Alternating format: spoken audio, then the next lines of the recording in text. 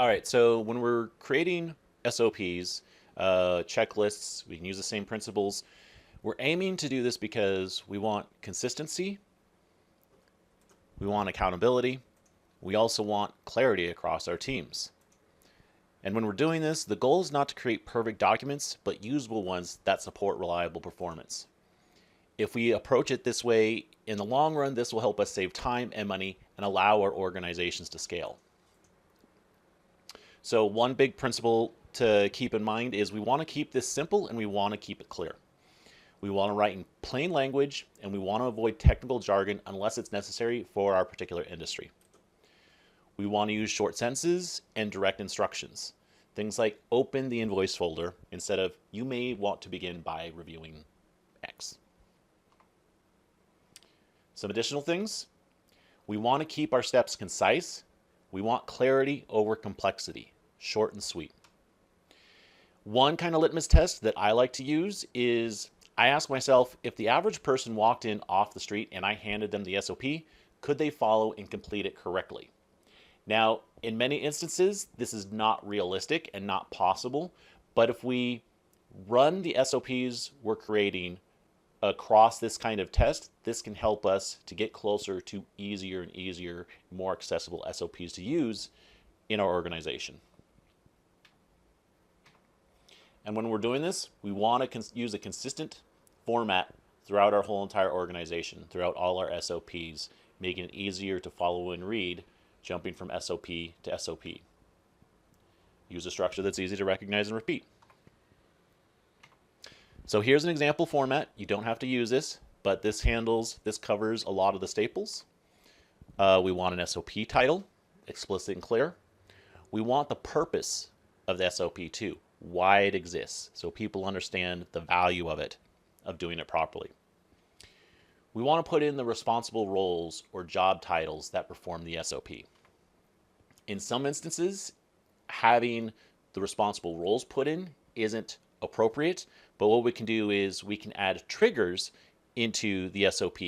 So whomever in our organization is performing that task, performing the things, looking at the things that come before that task, when they see that trigger, that tells them exactly when to start running through this SOP. Of course, we need the procedural steps, the heart of the SOPs that we're creating, the meat and potatoes. Oftentimes it's helpful to make them numbered or bulleted making it easy to follow. And we also want to put a specific outcome when the SOP is finished so people clearly understand when they're done with the SOP and that they've performed it correctly. If they don't get the specific outcome, they realize something didn't happen correctly for whatever reason, and we need to go back and review the SOP or what happened. Consider potential additional materials, if applicable, and link to related documents that could be relevant too for the SOP, or helping people dig in deeper to understand the SOP if it's relevant.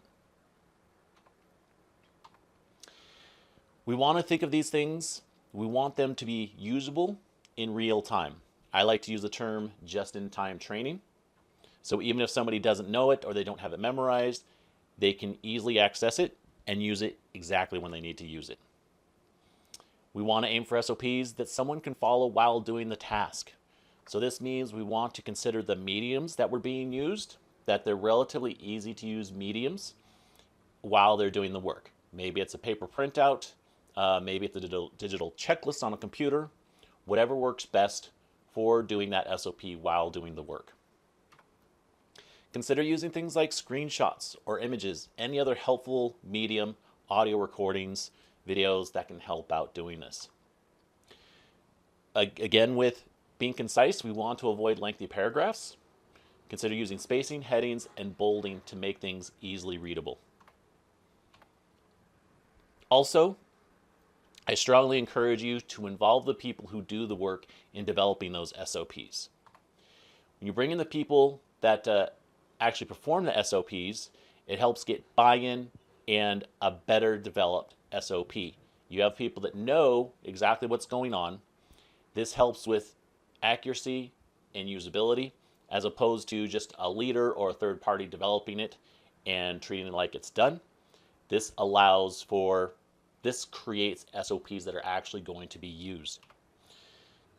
We really should encourage edits and feedback. SOPs should be open to evolving when relevant.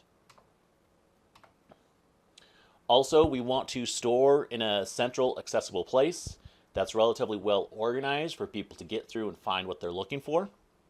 So using something like a shared platform, like a Google Drive, a OneNote, a Google Page, or some sort of dedicated SOP tool help us organize this and centrally locate all our SOPs.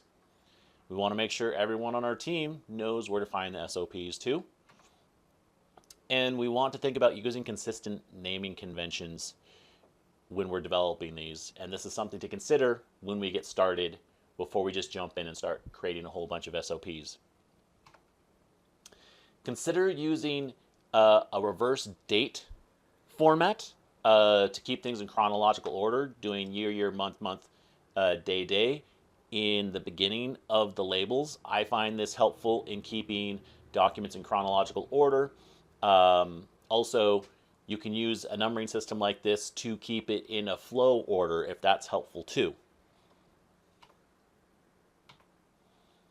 As I was stating earlier about things needing to evolve, being open to evolving, we want to review and update our SOPs regularly.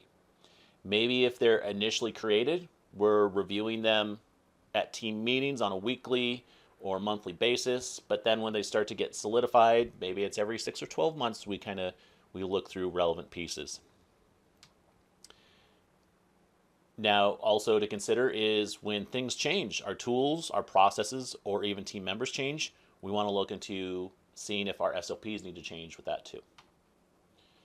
Touching on a piece that I said just a minute ago, note the version history or revision dates when possible.